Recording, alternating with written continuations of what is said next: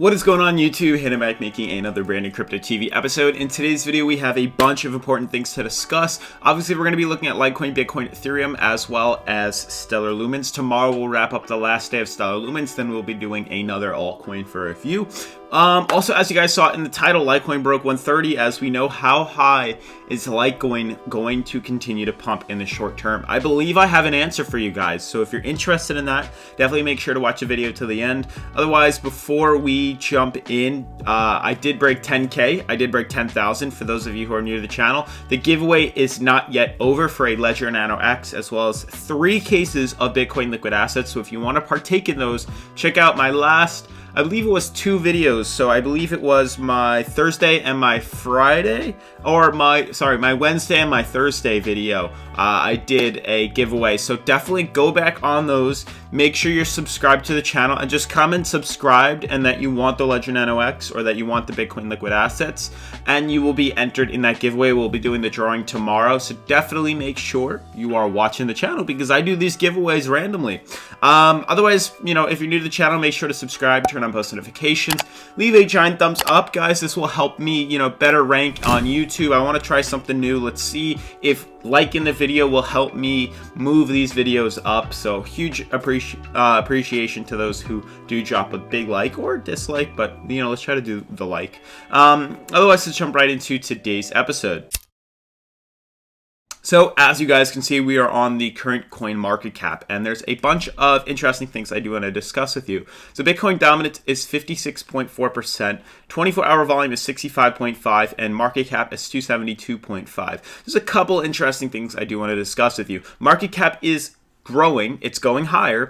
We also see 24-hour volume increasing, as well as Bitcoin dominance. When I look at the rest of the market, we are in green. We do have a lot of cryptos in green. Actually, pretty much all of them, except for like IOTA and Tezos, are in green. Now, they're not up like drastically, like this is no double-digit market, but we are seeing, you know, 2 to 3%, which is a small consolidation to the upside. And we do have room to move to the upside due to the fact that Bitcoin and Ethereum and XLM are in a very good, you know, state. And I do want to check out XLM really quickly because you can see we're pretty much ending this descending triangle, and I want to see whether or not we're going to consolidate out or start to break up to the upside. That'll definitely be an interesting thing that we'll talk a little bit more about later in the episode. But I did say Litecoin broke 130. How high can Litecoin go? Now I want to show you guys something for those of you who are new, for those of you who are old. On Ethereum, on Litecoin, and on Bitcoin, this is the Ethereum chart. You can see there's an interesting pattern that's forming right now. There are price ceilings on all the coins. We have for Ethereum 270, which is a pretty strong resistance, potentially 280, but mainly 270 as a resistance with this ascending triangle. With Bitcoin, we have a top resistance, you know, a price ceiling at 8,900, and we have our uptrend, you know, so we do have a descending or an ascending triangle right there. And then we have the same exact thing forming on Litecoin, an ascending triangle with our top price floor at 143. So when people ask, you know, how high could Litecoin go? Truthfully, due to the fact that Litecoin is in an overbought market, I do think the highest it's going to reach in the next couple of days is 143. Now, if we blast through that, you know, more power to you. Make some money, guys. But for the most part, I think a price ceiling at 143 is about right, followed by consolidation out, because honestly, we just need to lower this high-low MMA. We need to retrace back down. We need to retrace and move the RSI much lower. We are a little too overextended. We need to see this pullback. We need to see consolidation downwards. And then, you know, we'll end up following the top of this uptrend and we'll close the price ceiling and we'll see movement something like this. If I can draw it out. Something along the lines of this, which could inevitably lead to a pretty big break to the upside. Now, why do I just say why do I say look at all the cryptos besides Litecoin? Because they are not only a bigger coin than Litecoin, but they all are, you know, connected in some way. So we want to look at all the cryptos and then pass judgment as to what exactly could potentially happen within the market. So also another thing to point out on Litecoin that I wanted to say was if we look at Litecoin's weekly, there's something to take notice of. You know, it's interesting to see and I'm actually pretty excited. You know, I remember we were down here below the high-low MMA, and I was telling you guys we need to retrace back up to our high-low MMA because of the fact that we are not back to neutral. We are undervalued. This is more of a neutral level for the coin, and you can see we traded right in between not only the red band but the green band here. But the interesting thing to note is we are overbought on Litecoin right now. We're currently overbought, not to say we can't go higher. You can see last time we were overbought and we shot up, you know, to 92 on the RSI. We went from $55 all the way to $400. So there's still room in an overbought market to move up higher. Just a matter of the fact that we are overbought, and not all the time do we see, you know, drastic gains in this overbought market. So there's another thing to also notice. Like I said, 144 is a resistance. You know, last time we broke out, there wasn't much resistance anywhere because we've never reached those price levels before. But right now, we're basing this off previous, you know, history, and 145 does hold some pretty strong resistance. And the fact that the weekly is in an overbought market is going to be, you know, a struggle for Litecoin to continue up. There's very much possibility that it could retrace to 113, you know, without a doubt. You know, 113 would be the top of the high-low MMA. We could even see a low pull down to 86, but that's in a more bearish market. We haven't really seen that confirmation yet, so I wouldn't be too worried.